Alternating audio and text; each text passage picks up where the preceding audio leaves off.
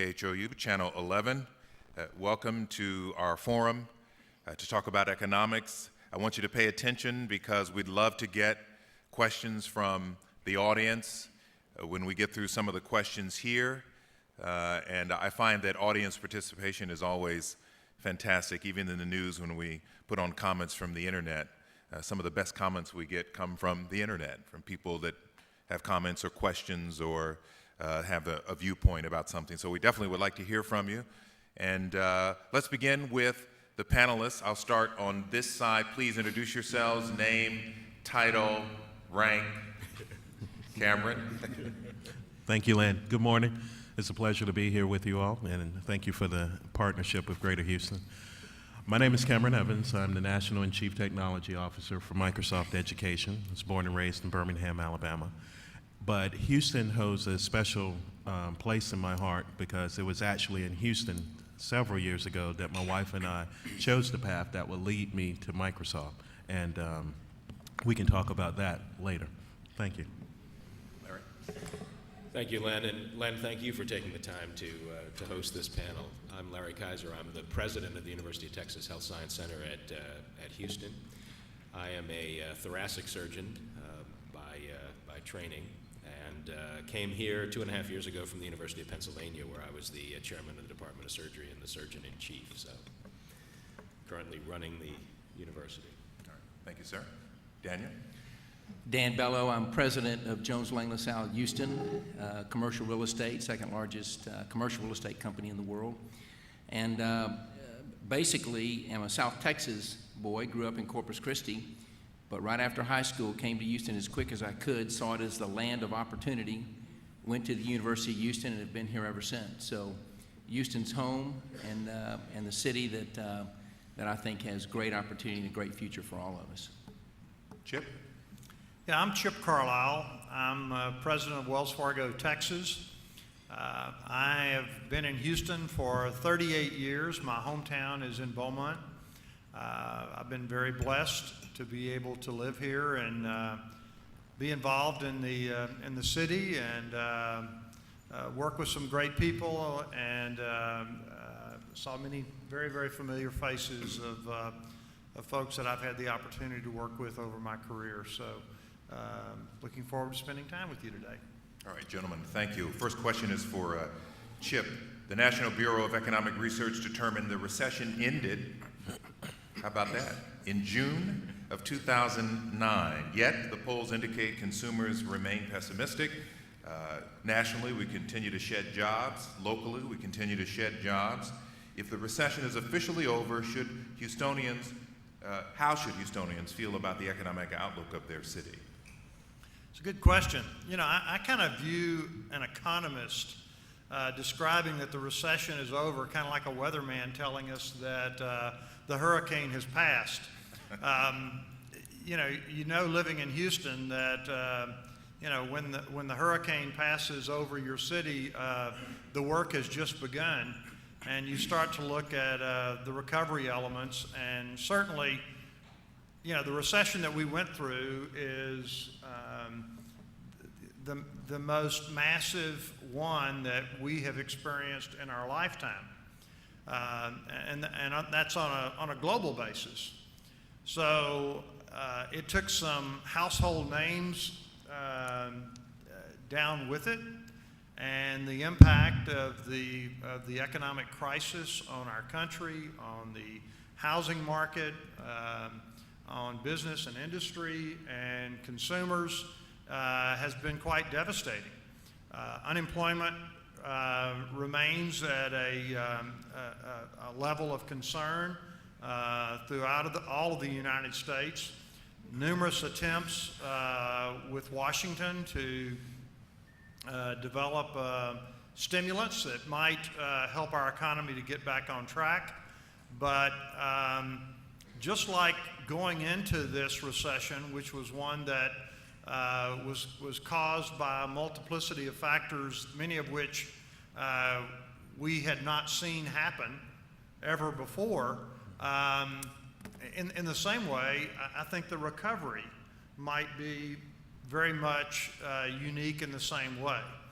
That the recovery might not necessarily look like some of the recoveries that we've seen in the past.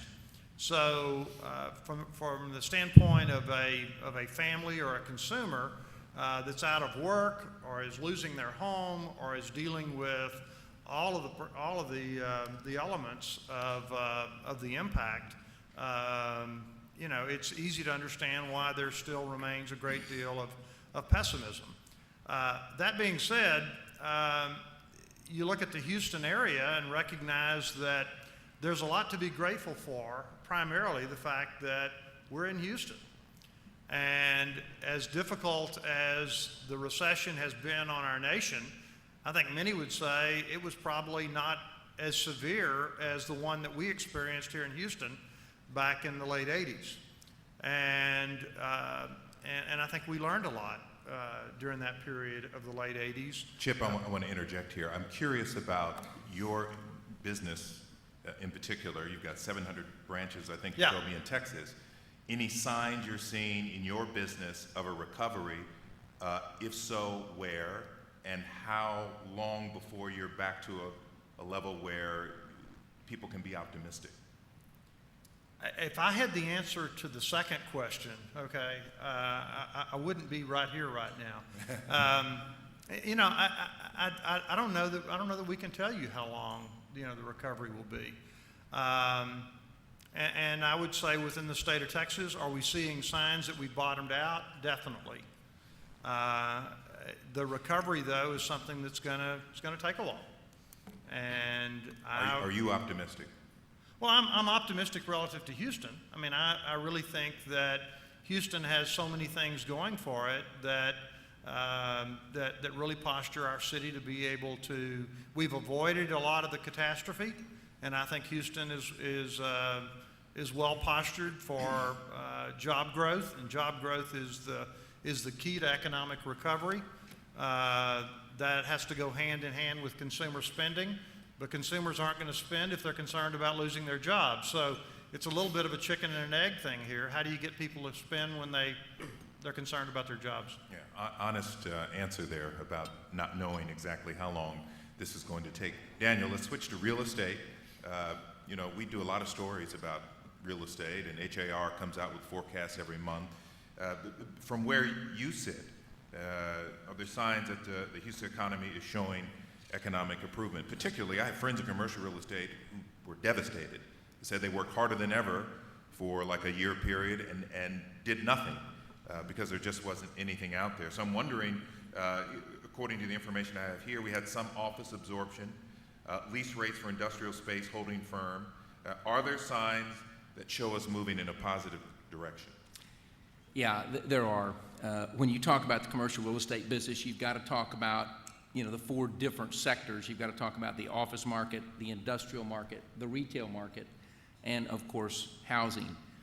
If we look at the office market, absorption year to date, and that's taking space off the market that was vacant at the beginning of the year. Did we add occupancy or did we lose occupancy? We're frankly about neutral right now through the third quarter.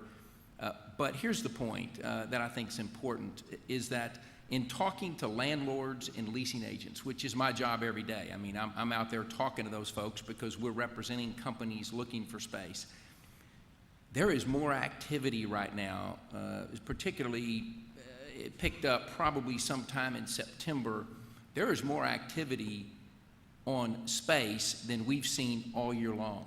Not sure what turned it on, but in the office market, we're seeing space being absorbed in the West Loop area, in Greenway Plaza, downtown. We're seeing recommitment to downtown, by the way, in a big way. Just this year, KBR signed a 1.2 million square foot lease to renew and expand their occupancy downtown at 601 Jefferson and 500 Jefferson, which anchors the south end of downtown, you know, for the next 20 years. We see BG moving downtown from the suburbs, and not only taking their core space, about 150,000 square feet, but taking an option on an additional 200,000 square feet. We did another lease for KBR in West Houston where we leased 78,000 square feet as core space. with the option to expand to 220,000 square feet. And it's likely in January we'll take that expansion space. So on the office side, we see activity picking up. We see growth, job growth in certain sectors, and that's a good sign. So there's a positive sign on the office market. The industrial market, the industrial market's over 92% leased. I mean, generally when you go into a recession, you see occupancies fall down in the low 80s. That really didn't occur. One of the good things that's happened in Houston, and it is a result of the 80s, it's a result of the recession in the 80s and the recession in the 90s, or 2000, the 2002 recession. Houston was redlined a little bit. Lenders didn't really want to loan money on Houston real estate. And, in some respects, you get all kind of defensive about that. You go, wow, we're a great city, a great market, we're growing. But that turned out to be a benefit to us. You don't see cranes all over the horizon in Houston, Texas right now, except in the Texas Medical Center and certain buildings, a couple of buildings that were built downtown. So we're not in the throes of overbuilding, and we weren't even when Houston was peaking in 2007. Therefore, we entered the recession with a healthy office market that was close to 90% leased for A and B space, and today it's around 86% leased.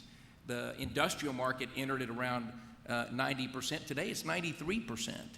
Retail space is over 90% occupied in this town. Think about that. I mean, that's, I'm not sure what all it means in terms of retail sales and consumer spending, but tenants are still in occupancy in those spaces. And then we look at apartment occupancy, it's in the high 80s.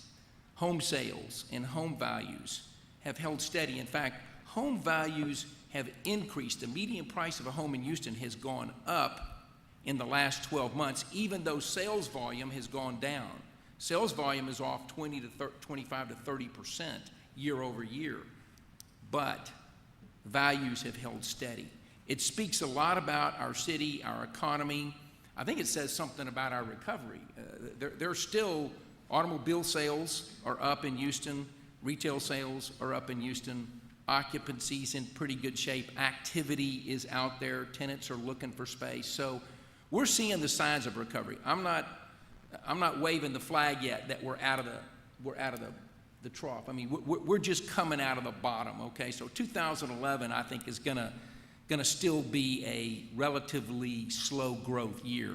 But I'm looking at 2012 and 13 and 14, once we gain our jobs back, which could take anywhere from 2 to 4 years. I'm looking at those to being more like maybe 2006, where, Houston's on a steady growth pattern of about 60,000 jobs a year, and the office market and the industrial market, the retail market, the apartment and housing are all expanding, adding space, the banks are lending, and we're in a more healthy environment. And I had a follow-up to that.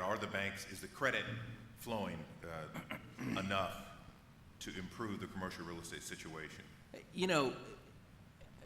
With the phrase we use in the industry is there's a ton of money on the sidelines. Let me just tell you, a lot of money is on the sidelines. But it's harder to get, isn't it? Well, for the right acquisitions, money's available. There's acquisition financing today. You used to could borrow 80% of your acquisition price, Lynn. Today, you can borrow 50 to 60% of your acquisition financing. So it requires more equity, a different structure, but the cost of capital has never been cheaper. Now, is there any lending for new construction and new projects? Not really. You have the banker right next door to you. I know, but he's not loaning any money for new construction. That's pretty difficult to do in this environment right now. You've got to be pre-leased, or you've got to have great sponsorship to go get money from CHIP to build a new project. It's just not as easy as it seems. There's more money for apartment lending, and those kind of loans are taking place. But if I went and asked CHIP for a loan for a spec office building, I know the answer. I don't need to go spend time talking to Chip about that. Okay, so Chip, when do you think that would change? Well, he said the word spec, okay? Speculative means somebody's taking risk, okay? And the risk issue is what it's all about. Never? Is that the answer? No. I'm just saying if you've got the financial statement to say that you as a borrower can take that kind of risk, there's financing available. And Lynn, a lot of developers learned their lesson in the 80s about that one little phrase in lending called personal liability. And there aren't many people that want to put their financial statements at risk anymore. So projects really have to stand on the merits. And again, that makes it difficult in today's environment. It's going to change, but it makes it difficult today. But certainly we don't want to go out on a limb like we did with the free credit. No. That got us in trouble. That's right. In many areas. Let's switch to this side of the panel. Dr. Kaiser, whom I've interviewed a couple times for stories, the Texas Medical Center. I mean, if you look down there, you mentioned cranes. I mean, it's booming with business down there. However, many of the institutions there rely on state funding. Now, we know that the Texas legislature is dealing with about a $20 billion shortfall for the next 2 years. So what impact will that have on the Texas Medical Center the next 2 years? So we don't know exactly what the number is going to be, but we do know that we're facing a very challenging legislative session upcoming. It sort of begs the question, how much does the state actually fund in terms of the standpoint of education, but also the standpoint of health care? Seemingly one of the biggest expenditures for the state budget, in fact, it occupies more than 30% of the state expenditures, is health and human services. We've got a significant problem with Medicaid. Many of you have heard about the state's efforts to at least look at the possibility of dropping out of the federal Medicaid program, but of course the problem with that is there's a significant federal match to the state dollars that are put up, and I don't think anybody's going to be willing to forego the significant amount of federal dollars. Under the stimulus funding, it's now a match of we put up 30 cents on a dollar, the state puts, or the federal government puts up 70 cents. It's back down, it will be back down to 40 cents that the state puts up and 60 cents that the feds put up. So I don't think we want to relinquish that, but the problem that the state faces is the increase in the Medicaid expenditures. Under the Health Care Reform Act, there will be more people on the Medicaid rolls, and clearly that is going to be an issue that the state will have to confront. We have the largest population, the largest percentage of uninsured in the country in Texas, and the largest percentage of uninsured in Texas is here in Harris County. There are probably 600,000 either uninsured or underinsured just in Harris County alone. I think the other issue with state funding is state funding for education, and a number of institutions, including our own, do have some dependency on state funding for education. At the University of Texas Health Science Center at Houston, about 20% of our budget is funded by the state, but that is specifically for education. The short-term gain might be that we see a decrease in those funds, and we've already been asked by the state, as a state agency in fact, to take a 5% cut from our 2011 allocation, and then just last week received a letter from the Lieutenant Governor, the Speaker, and the Governor to take an additional 2.5% from our current allocation. Short term, that's fine. In the long term, when you start looking at the healthcare workforce going forward, I think the state may experience some significant problems. As we already know, there's a significant shortage of primary care providers. I think you're going to see more nurses on the front line providing primary care, nurse practitioners, physician's assistants, really working in a team with a physician. So to cut short the funding at this point might be a short-term solution, but create a longer-term problem. Len, I think the other area that we're very concerned about cutbacks is in mental health. There is no federal match for mental health funding, and that's got a big target on its back. And when you start cutting mental health benefits and you start cutting mental health delivery, you start talking about criminal justice. The largest provider of psychiatric care, if you will, in this state is the Harris County Jail, where 2,000 inmates per day receive at least one major psychotropic drug. These are people who are back on the streets, committing crimes, back in the prison system, back in the jail system, out on the street. So criminal justice is going to become a problem as well if the state cuts back on mental health expenditures. Yeah, it's going to be interesting because it's the state and the city are cutting back. Chip, thank you. Now to Cameron, let's talk about some numbers. We like numbers in the media, so here we go. Of the 15.1 million people unemployed in November, 6.3 million have been jobless for more than 6 months. Another 9 million working part-time would rather be working full-time. So what's it going to take to get these people back to work full-time? Full-time. Full-time. Well, when you look at the fact that 40%, that's roughly about 40% of that population that have been jobless, and that's not all here in Houston.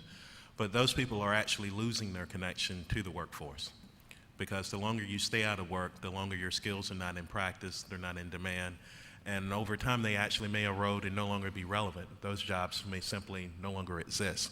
And so what we have to think about is how do we rethink, retrain, and reinvent these citizens so that they can be productive and contributing today. Looking at how we are in the 21st century, a lot of the things that we focused on in our educational system has been based on getting people knowledge and experience. In the 21st century, that's going to be more about getting people know-how and experiences in plural.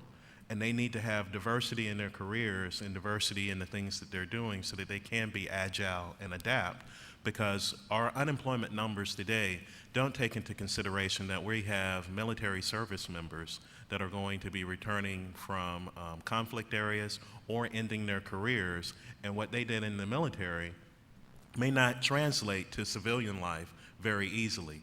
But there will be soft skills that they've picked up while they were in the military that are transferable to any type of career. So employers, one, need to look differently at the candidates that they have to see where those soft skills are, not the knowledge that they possess, because that knowledge may not be relevant anymore. But those skills for leadership, those skills for commitment, those skills for getting the job done and having a sense of mission are going to be critically important as we move forward. The other side of that equation, Lynn, that I think is important is that we also think about jobs, but what we need to think about is income. As Chip said, we need to get people back to spending money, because 70% of our GDP is based on consumption.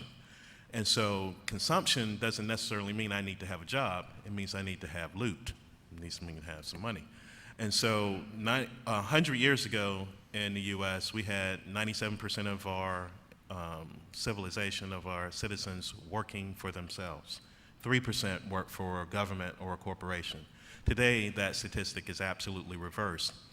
But with the things that are advancing in technology, particularly as it relates to cloud computing, we actually have an opportunity to get people to produce income today as new entrepreneurs by not having to worry about getting a loan from Chip, because they can actually start their business modestly with little investment and begin to take advantage of all of these new devices that consumers have available to them for a consumption standpoint to start producing an income right here in Houston without having to move to the Research Triangle, without having to move to Cambridge, Redmond, and our headquarters, or Silicon Valley. They can actually live here in Houston and start producing an income, and it's a story that is not spoken about on how technology can help people get back to producing an income, not just helping them get back to getting work.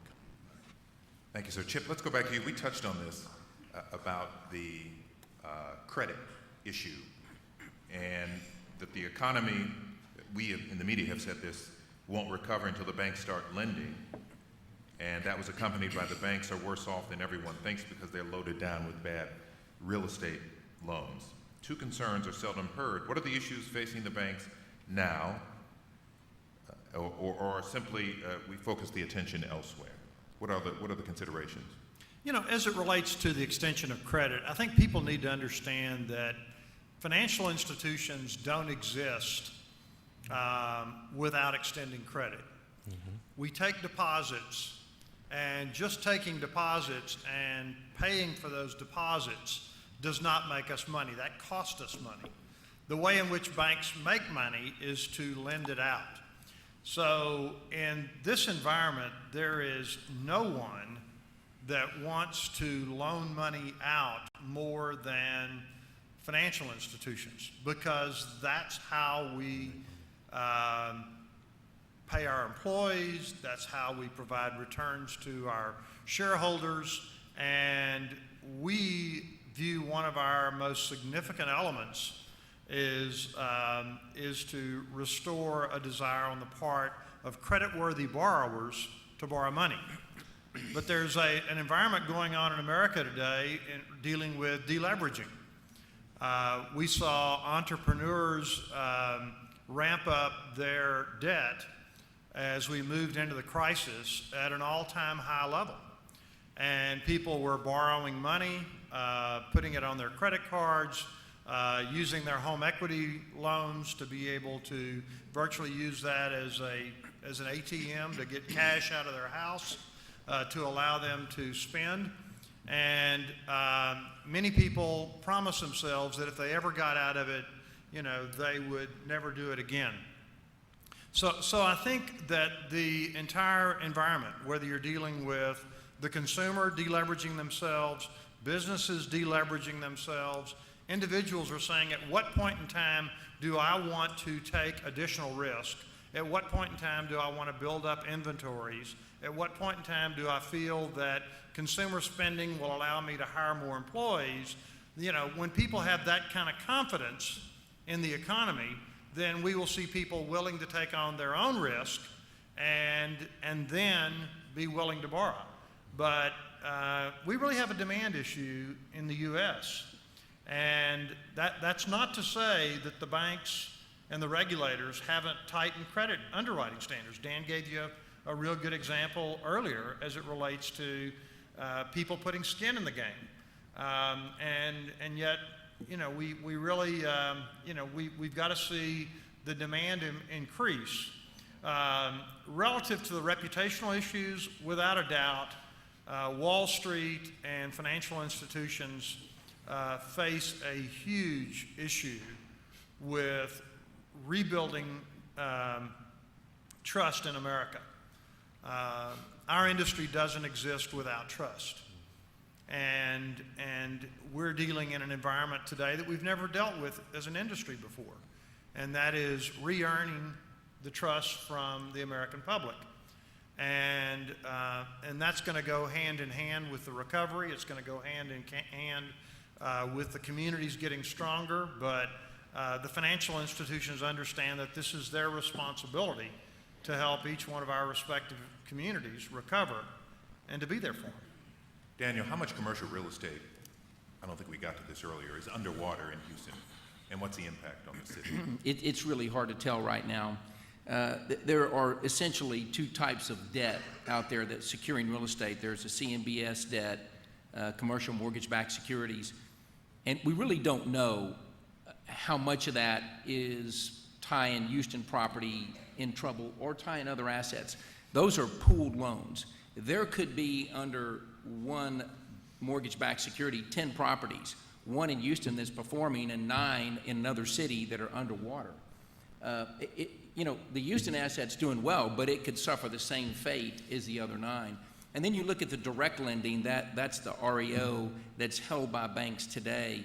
And frankly, in Houston, with the occupancy numbers I gave you, the best example I could give you is that maybe properties that were financed for 5 years back in 2005, they were acquired at that point in time, and the debt may be coming due. I think lenders are working with assets that have good sponsors, developers who have good management companies, who have good leasing programs. The fact is that the asset could have positive cash flow, could be servicing the debt, but may not meet the new regulations for debt to equity. In other words, it's going to appraise at 40% less today than it did in 2006 at the peak when it was bought. So potentially, not all of them do, but they're appraised at a lower value. So when it's appraised at a lower value, all of a sudden it looks like the loan to value is out of whack. But I think lenders need to be patient right now. I don't think, everybody needs to rush to the foreclosure table and try to solve these problems. We need to manage these assets professionally if there's good sponsorship, if they're servicing the loan, but maybe don't meet the new loan to value ratios because of the decrease in asset value, work with those properties and not just foreclose on them. So there is some property in Houston. There's been some property foreclosed on already. And by the way, one of the assets, by way of description, was a brand new office building at the intersection of Highway 6 and Interstate 10. It was on the south side of the freeway, closest to Highway 6, on the at that intersection. It would be the southwest intersection. So that building was built by Opus. It was only about 25% leased, and yes, the lender, had no really no choice but to foreclose on that asset. It couldn't service the debt.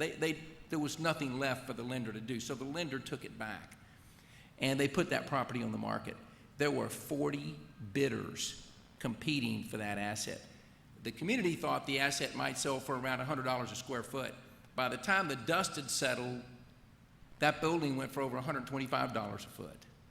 And, you know, the one thing that's happened in today's market, and last year, Lynn, we had one major office building sell in 2009. This year, we've had 9 major projects sell already. The most recent, you read about in the paper, Brookfield Properties bought the Heritage Plaza building downtown, which is connected to Allen Center, paid a record price for it, highest price per square foot that's been paid for a real estate asset. And the reason that that's happening is that debt is cheap. So when debt is available, and they were able to borrow about 60% of the value of that acquisition, but they could borrow money at less than 4%. And when you can borrow money at 4% and receive a 7% return, you know, now that was their debt side of it. Their equity side of it had a higher component. Equity always gets a higher yield, but blended together, that acquisition made sense at a very high price.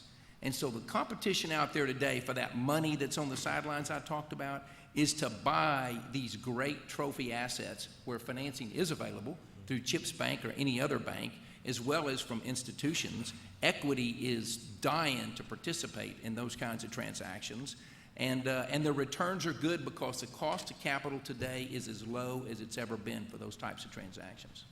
Thank you, sir. If I could echo a comment just as it relates to the regulatory environment, pre-crisis, an asset like the one Dan was referring to, where the property is not worth the value of the loan, that would have been a criticized loan. The examiners would have put immense pressure on the financial institutions, whoever they are, to do something about it, which may include shoring up the loan any way that might be necessary, up to including, repossess. I mean, all kind of bad things when it's classified. The regulators came out with a new policy. I was with Sheila Bair, who heads the FDIC, and Ben Bernanke this past year. And one of the things they wanted to make sure that our industry knew was that the regulators are taking an entirely different look at those assets. We've all rewritten, we have rewritten our loan policy as it relates to those particular loans that we have where we get a current appraisal. The appraisal is less than the amount of the loan, and as long as everything else is performing, that's not a criticized loan, and action is not taken. And that's a significant departure from where our industry was 2 or 3 years ago. And that's being led, with support from Washington, as well as realization of the overall impact on the economy of what might happen if you did otherwise. Let's switch to healthcare. We've had this discussion before, Larry, about the Healthcare Reform Act. You've touched on it. If you can narrow it down, I know it's a 1,000-page document. Not all of it is implemented, but how does it, specifically, what does it mean to Houston in terms of healthcare and, related to people, every day, healthcare, their engagement with the healthcare system? What can you say about it at this point? Well, obviously, we could spend a long time talking about the Healthcare Act. A lot is not known, Len, at this point, and we know what the statute says, but the regulations have yet to be written. The healthcare legislation is filled with the statement, "The Secretary shall," and the Secretary hasn't done a lot of shalls just yet. We do know some things. I would say it's fairly safe to say that the way that health care is paid for in terms of how the providers are paid will change. I think that you will, in a fairly short period of time, relatively speaking, see a change in fee-for-service, the way health care is paid for now. That is, the more a provider does, the more you get paid, the more money you make. And that's been one of the problems, because the incentive there is to do more since you make more. I think that one of or if not the major impact, will be that all institutions that provide health care will need to get their costs much more in line with what Medicaid and Medicare pay. Because I think that we will see more and more people going away from the commercial payers and managed care towards some sort of subsidized insurance product. Certainly the state, and I was just with Representative Zerwas yesterday, his committee is working on the state insurance exchange that the healthcare legislation has mandated, and if states don't do it, the federal government will do it. But this is a way of providing some sort of health insurance policy to those who currently are uninsured or underinsured. Some of those will be subsidized. As you put more people who are currently uninsured into the insured roles, you then will have an issue with access. And I think that people in this area will see some difficulty in having access to a primary care provider. Is that the same thing that is happening in Massachusetts with the mandated care there? If you want to see an example of how so-called universal health care works, look at what Massachusetts has done, where they have put more people on insurance rolls. As you put people, or as you offer people insurance and as they purchase it, they do tend to use it.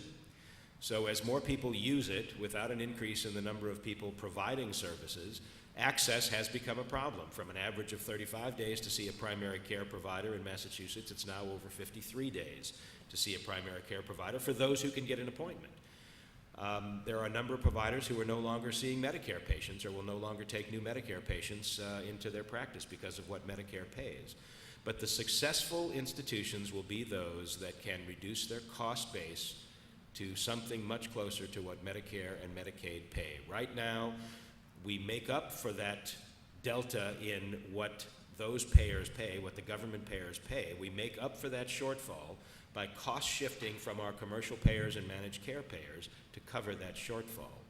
As we see the people shifting away from the managed care plans and the commercial payers, our ability to cost shift will be less. And certainly the providers of commercial insurance and managed care policies recognize that we've been doing it. It's no secret.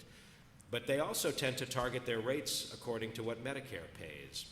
So I think that we will see a decrease there. But I think the big thing is the fee-for-service model is dead, or dying at least. It will die a fairly slow death, but it will die a death nonetheless. And I think that will change, the way healthcare is provided. There's absolutely no question that we need to do something to reduce our healthcare expenditures. Right now, it's getting close to 20% of the GDP is spent on healthcare. That is far greater than any other country in the civilized world spends on healthcare. There's no question that we need to decrease that. How that is done, I think some of the assumptions that have been made by the federal government are not valid. I think to think that you're going to put more people who currently don't have insurance, to give them insurance, is not going to decrease costs. The issue of fraud and abuse in Medicare certainly is significant, but it's not $500 billion significant. I think we will initially see our costs go up, but I think efforts currently are underway to start doing some things that will allow us to reduce our cost. We have not emphasized wellness and prevention in this country. We've emphasized taking care of sick people because that's what pays the most. But as we begin to emphasize wellness and prevention and how to keep people with chronic illness out of hospitals, we will begin to see a reduction in healthcare expenditures, which we clearly must do. I guess the other thing that concerns me is trauma care. And going back to your question about state funding, currently there is a state trauma fund that is funded by the Driver Responsibility Act that currently has about $350 million in it. By statute, those dollars were to be distributed to state trauma programs, around the state in fact, to cover the care of patients who come into an emergency room who've been injured, because many of those patients don't pay and there's clearly a shortfall, and it costs money to take care of those patients. None of those, or very few of those funds, have been distributed. Why is that? They basically were using the money to certify the budget the last time. And so, But you said it was dedicated to trauma. Indeed it was, but What happened? Well, the decision was made not to expend those dollars, and we've been working on that since that time and continue to work on that, but I think the chance of those dollars being distributed as the statute has stated is probably quite small.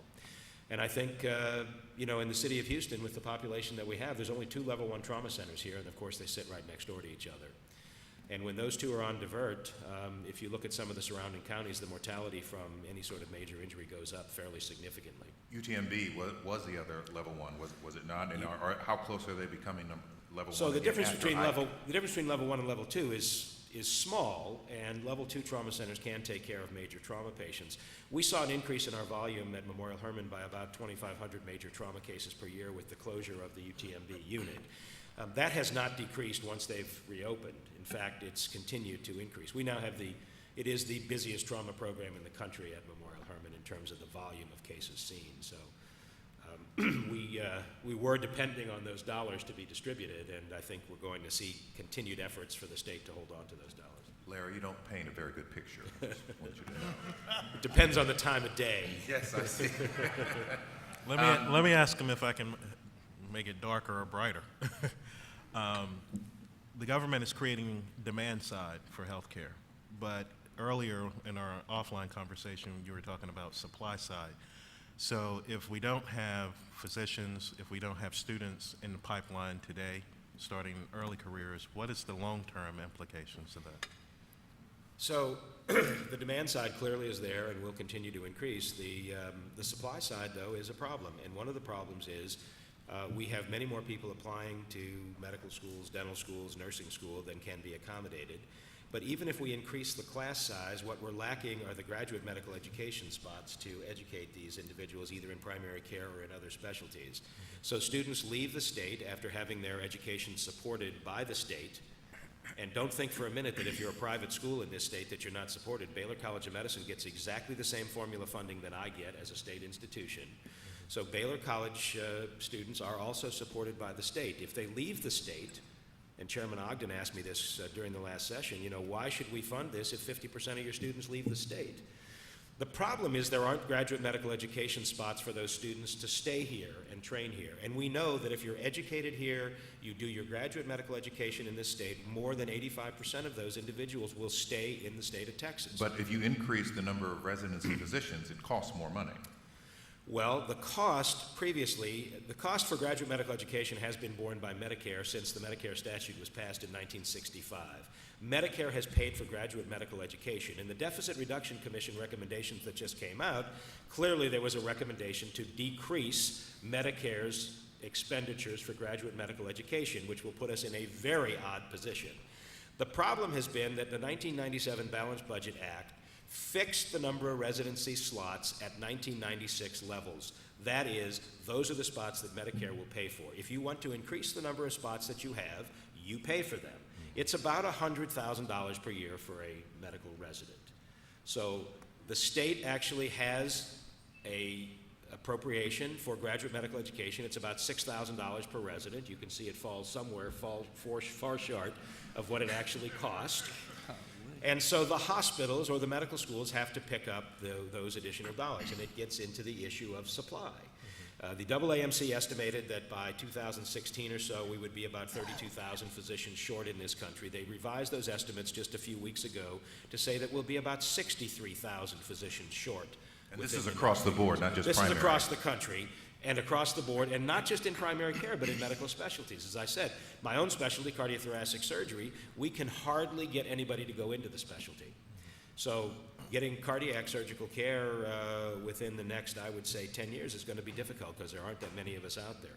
That's a lifestyle issue. Very few people choose this life. So those going into medicine today would rather do other things than spend their life up at night. Before we go any further, I do have more questions, but does anybody have any questions? Because I'd like to involve you based on what we've talked about so far. Any questions? If not, we'll move on. Yes, sir. One of my observations is that there's not a lot of discussion from the panel about economic drivers that are going to bring jobs in the area.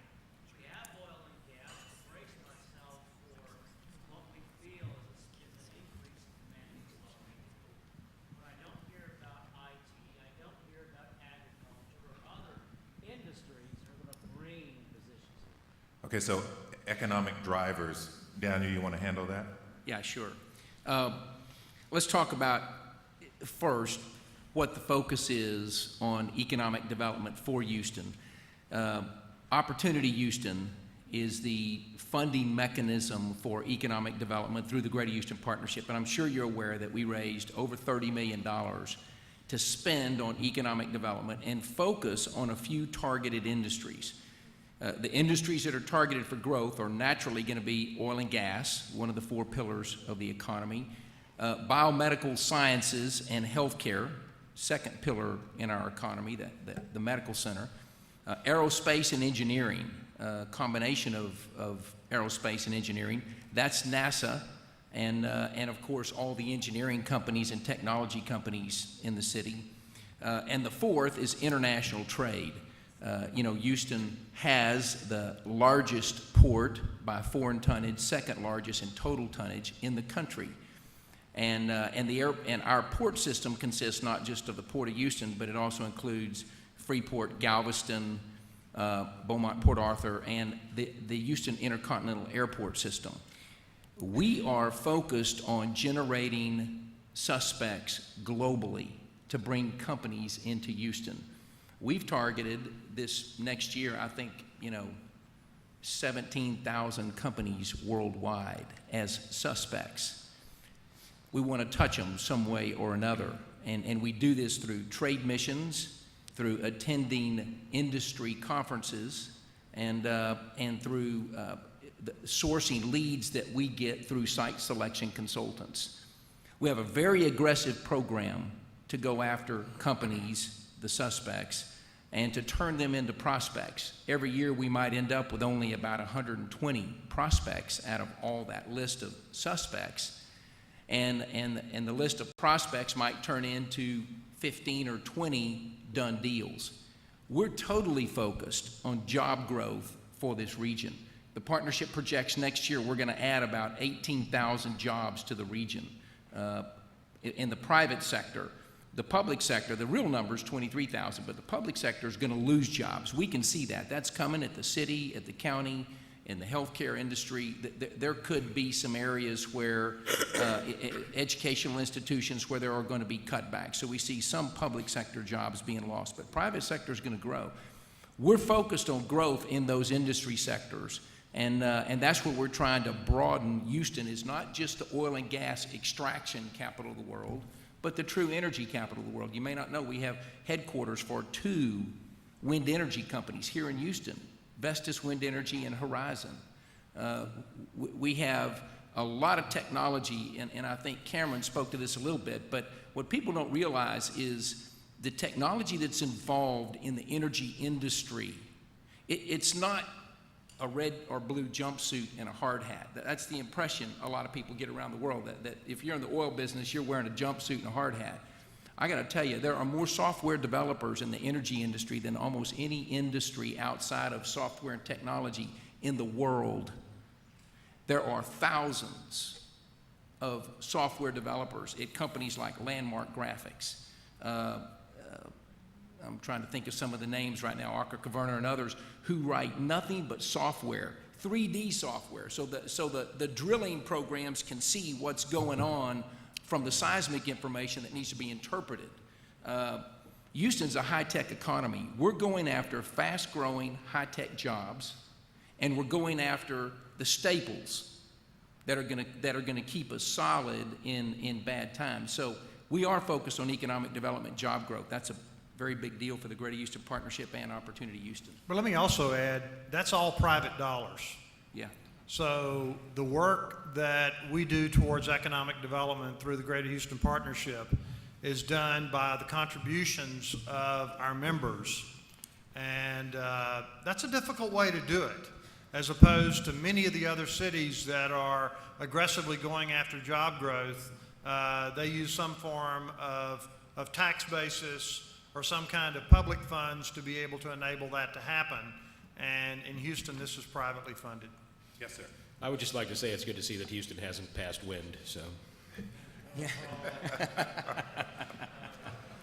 Yes, sir. Thank you. He mentioned the partnership is pursuing job growth and trying to attract companies to Houston, people and businesses to move here, to increase jobs for the area. One of the things that attracts companies that are looking at Houston is the quality of our infrastructure, our highways, our water systems, and healthcare, and all those kind of things. I sit on the mobility committee, advisory committee for the partnership, and we recently had a meeting. You talked about the legislative session coming up in 2011. The partnership has chosen, or has basically said that we're not going to be able to advocate for additional funding for transportation to improve our roadway systems and any other type of infrastructure going forward, that we're, because of the situation we're in with the $20 billion shortfall in the budget, that we can't advocate for more transportation funding to build more roads. I mean, how many of you like the Katy Freeway and the improvement in traffic? 290 and 45 right now, they're not going to get better. The Grand Parkway will never get built without additional transportation funding, and the partnership is not pushing our legislators to do something about it, even in tough economic times. What's your response to that? Who wants to handle that? I would say that the issue is not that the partnership is not pushing the legislature. TxDOT's broke. TxDOT does not have any money in their forecast to build more roads in the state of Texas, and their funding, by all the forecasts that we hear from TxDOT, predict that their primary utilization of their funding is to maintain what they've got, not to build more roads, which then creates a huge issue of how do we get more funding. We know that when the state legislature meets beginning next month, they have huge financial issues to address, of which mobility is one. And so the partnership is pushing for solutions to mobility, but we also have to figure out how is this going to be funded. The issue of raising gasoline taxes is one that we've debated long and hard. And it's one that may get some traction, but we don't make the laws in Austin, and all we can do is throw out various ideas. At a federal level, our community is viewed as an anti-transit city. For over 20 years, the partnership has strongly advocated addressing transit issues beyond just roads. And frankly, we face issues with our elected officials to all get on the same page to support the needs of our city. And the partnership has passed referendum after referendum after referendum in support of alternative mobility issues to fall on deaf ears among elected officials. So I would request everyone here, let your feelings be known to folks in Washington, and let your feelings be known to folks in Austin. And you can rest assured that the partnership is doing the same thing. Good question. Anybody else? Because it sounds like folks are going to try and get the answers. Yes, sir.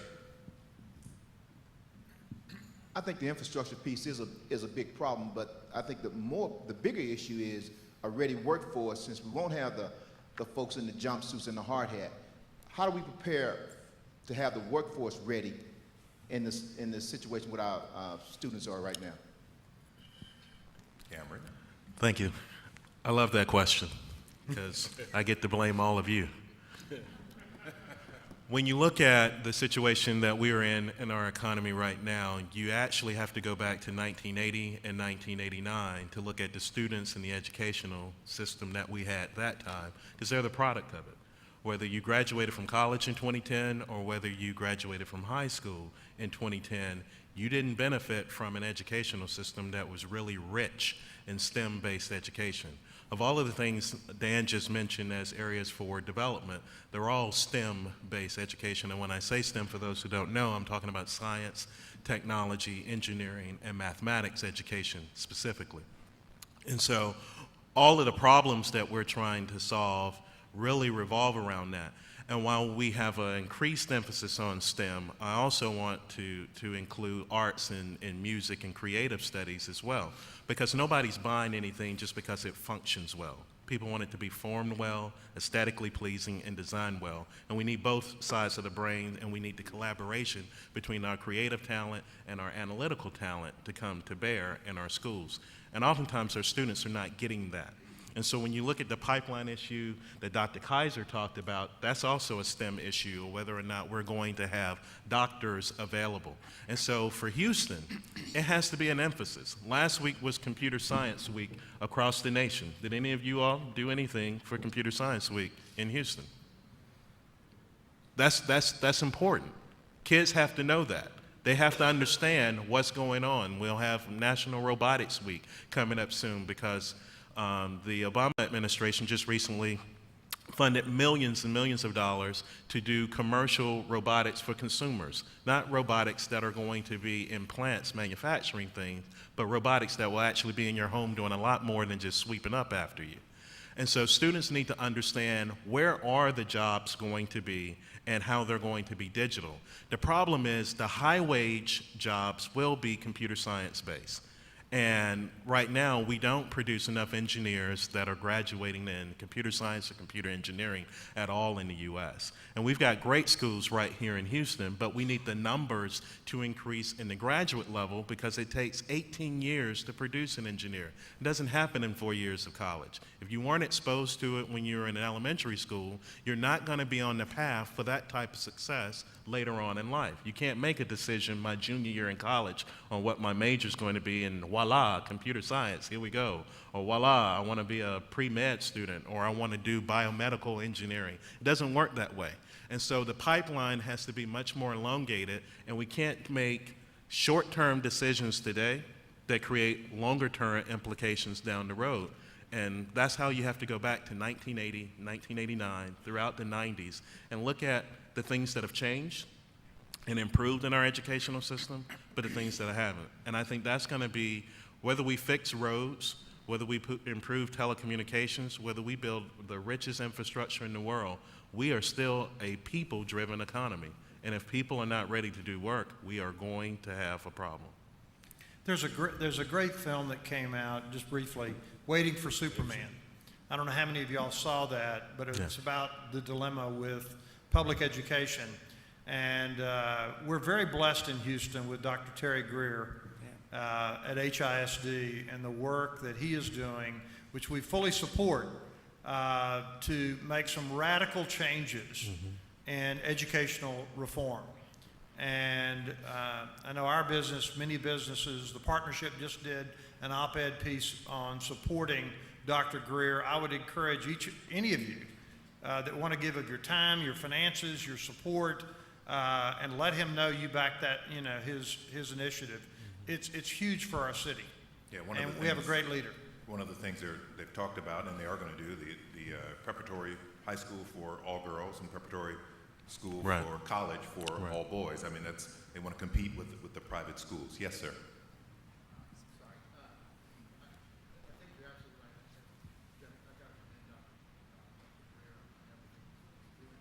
Hold on 1 second. She's got the mic. It'll take 10 seconds. I think you're right. We have to commend Dr. Greer on what he's doing, but it's not enough yet, and he can't do it alone. Houston is positioned to, I think, really jump out of the gate, particularly in the high-tech industry, and as this economy continues to evolve into a true knowledge economy. Our problem, though, is that it's supply side. We're not producing college graduates. We're not producing kids who are on track to go to college in large enough numbers to really support this long term. And you're right, it's not something we can do now and have it impact the economy immediately. This is measured in decades. And I Has there been any discussion on just in general the number of kids that are on track to go to college? Because Houston is, compared to other cities our size, we're not really high up on that list. That's a good question. I don't have the figures for you. I don't know, Cameron, you don't even live here, so I don't know if you would even. Well, What about nationally? I live in education. 30% of our students in the nation don't graduate from high school. Of that 30%, 50% of them are African American and Latino. Why that's important is because those are the two populations that are growing in size and becoming minority populations. And so we don't want to have minority populations that are undereducated and underemployed, underinsured, and all of the other host of issues that come along with it because society as a whole can't afford it. And so with those numbers, we do know we've got plenty of evidence that show even low socioeconomic students can perform great in school. It's not a matter of their social capital that they have at home. It is really a matter of what's happening in the classroom. Our focus as a company has been more on not only can we equip teachers with the right information, but also the student themselves. In every state that I visit, we have spent millions of dollars finding out what happened yesterday. Sort of like you said about the weatherman telling us about the hurricane that's passed. And what happens in schools is that teachers get information that's out of date. And when it's out of date, both the parent and the student can't do anything about it because they have a finite amount of time to teach everything that they have on their agenda to do so. And so our view is that you have to equip the student, much like we're doing in healthcare with equipping the patient to be more informed about their medical care and their medical history, but equipping the student to also be informed because our students today are gamers. They're used to seeing the score. They're used to knowing immediately when they've made an achievement that has unlocked something. But yet in school, it may be a week before they find out what they did on a spelling test to know if they can do digraphs and consonant blends. And those things can't continue. We have to allow them to be a participant in their own rescue, but also to provide that information in the appropriate context for their parents so that they have the scaffolding as well to approach that education so that they don't feel like they learn something differently from their child is learning, and now they don't know how to approach the educational system because it is a very different language. And so we need everybody to be at the same level of fluency, and that's where our investments are today. But it gets into some issues if there's a problem in the K through 12 education, which clearly there is, and then these students enroll in our university system, which is again state funded, and we're seeing in some of our state universities 50% don't return from the freshman year to the second year. So you've got the expenditure from the formula funding that covers that first year, and it's wasted because many of them don't show back up. And part of that is the responsibility that we have to improve the K through 12 education. The other issue is the community college system has taken a tremendously important role in this state. And we heard some number this morning, something like 80% of those who enroll in post K through 12 education are now in community colleges. What's the role of community colleges in educating a knowledge-based workforce? Well, community colleges and technical colleges really kind of stand in the gap. I mean, a lot of students that are going to four-year institutions because of the rising costs, because of state cutbacks, are going to take general classes at their local community colleges. But they're also more equipped to get people to get into certification programs very quickly so that you know that the employee has all of the credentials, all of the skills, and has some real-world practical experience to go right out into the workforce immediately. Community colleges are better equipped to do that because of the non-traditional nature of students that they get. And all of our colleges and universities are getting non-traditional students, but community and technical colleges are getting them in a large majority, and they're also getting them in a lower socioeconomic standing as well, so they have some financial issues that they can help hurdle and get over. And so we're strong advocates of community and technical colleges because they're going to be the biggest workforce redevelopment engine we have, and getting people back out into the workforce sooner than 4 years, 6 years, or in some universities it can take you 10 years before you actually graduate with a degree. We got about 5 minutes. Yes, you can give the mic to the gentleman in the glasses. Oh, there you go. I just want to thank each of you for such an enlightening and talented panel, and I hate to veer away from such an important subject as education, but this question is real estate bank related. You mentioned earlier, guys, about the pretend and extend that banks and owners are going through. I wonder, what do you view, if any, is the downside risk to continuing, not going after a foreclosure while an asset may be marked down 40% while serviced? Is there any downside risk to that for the broader economy? I'll answer from the real estate perspective. You answer from the bank perspective. I really don't think there is. I think what's going to happen is assets are going to appreciate once again because rents are already firming up in Houston. Cap rates are being reduced. In fact, this asset valuation could resolve itself quicker than we ever imagined. That's the good news. Now that happens, and we're talking about performing loans, right? We're talking about a building or an asset that might be 70, 80% leased, that's got current income, that's servicing the debt, that's managing the property professionally, taking care of it, you know, to make sure that dilapidations aren't piling up. I mean, it's a well-managed, well-run asset.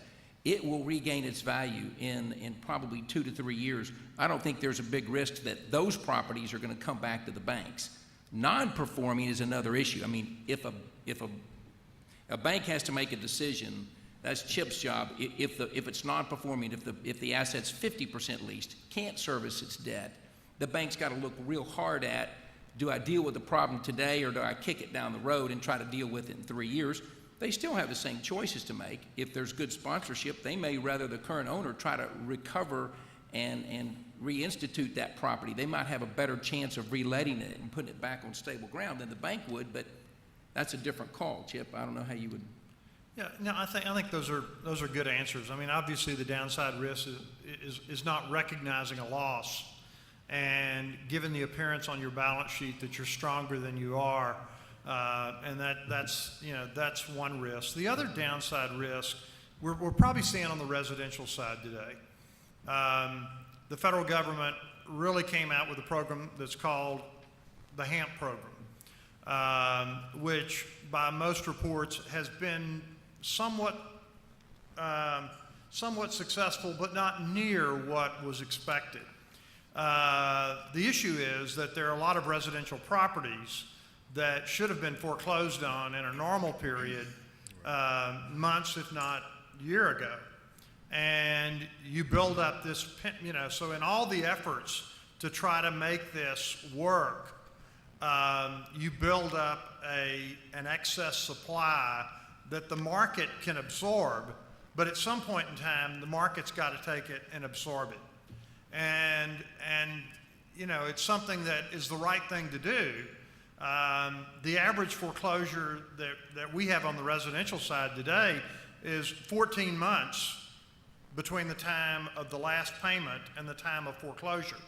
Well, 14 months is a long period of time of extending it, and that's getting longer and longer as you're dealing with foreclosures. And so, there's a point in time in which it's better, to let, that old expression, let the rat go through the snake. I mean, it's got to do its thing, and you've got to let the market take care of it. And I think some of the programs have a tendency to really delay that, and you've got to face the reality at some point. All right, we have time for one more question. The gentleman with the pad, the glasses, there he is, right there. Mr. Evans, Bob Howard, Chairman of Howlands International. I think it'd be helpful if the speaker from the floor would introduce themselves by name, so we'd understand where they're coming from. Okay, that's your comment. People should introduce themselves. Okay. Yeah. Should we do one more question and accommodate the gentleman? That may have shut off the questions. Okay. Okay, there's a lady behind you. So I should introduce myself? Yes. Linda Head, I'm with Community College System. Community College System? Lone Star College System, responsible for workforce development. We have 69,000 credit students in our community college system here in Houston. Houston Community College has another 50-something thousand students in Houston. We need businesses' help. When we talk to oil and gas companies and we talk to manufacturing companies, they might hire 5 engineers and hire 500 technicians. But students don't want to go into those career fields. If Houston doesn't have the workforce to work at these companies, and every student that comes out of high school wants to be an engineer, or wants to be a computer science professional, or wants to be in a white collar, or wants to be a doctor, I have a kid in med school, or wants to be an accountant, or wants to be a white collar employee, how are our businesses really going to be successful here? We really need some help in marketing and promotion. Someone on an oil rig makes $100,000 a year. There are great jobs at National Oil of Arco. There are great jobs at Weatherford and Noble Energy. How can GHP help us? Anybody want to take a stab?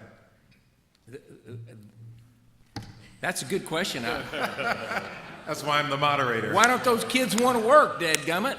You know, I don't know the answer to that question. I wish that that we did have more of the kids coming out of the community college system going into careers that weren't just in the office, so to speak, or in the air conditioning somewhere, you know, that were out there. They're technical jobs, by the way. Again, they don't have a shovel in their hand anymore. These are high-paying, high-skilled jobs. I don't know, maybe we just need to do a better job recruiting kids in high school at the high school level. Maybe it's teaming up with Dr. Greer. You know, he's put high schools on college campuses, by the way. And when he's done that, the kids all of a sudden change. They see college kids moving around and they start dressing different, they start acting different, they start planning their future differently. I think maybe it's a communication that begins in high school so that these kids are exposed to those jobs as well as the computer science jobs and engineering jobs and healthcare jobs, and knowing that those are good professions that are going to be around for a long time. I mean, sometimes you get a mixed message coming out of Washington, right, that we got to get off fossil fuels and everybody's going to live on wind energy, which is about 2% of the production in this country. It ain't going to happen for a long time. So there is still a future in the energy industry, and we need to connect that up. But that's the only answer I can give you. I don't know a real answer. Most of the major businesses that I know in Houston are very, very involved in programs like Junior Achievement to start at a very, very early age to let children know. We adopt schools. We always have speakers available. We are, you know, and I can't think of any business that won't jump at the chance to come and speak to students.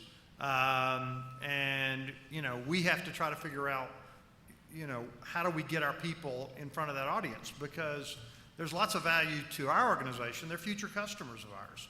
And someday they're going to want to borrow money for a home or a car or go to school or whatever. And so, you know, there are a lot of resources to be made available. And so need to link those up better. All right, we're gonna end the questions there. I'm sorry, we're running out of time. If you would, for Cameron Evans, Chip Carlisle, Dan Bellows, Dr. Larry Kaiser, a round of applause for our panelists.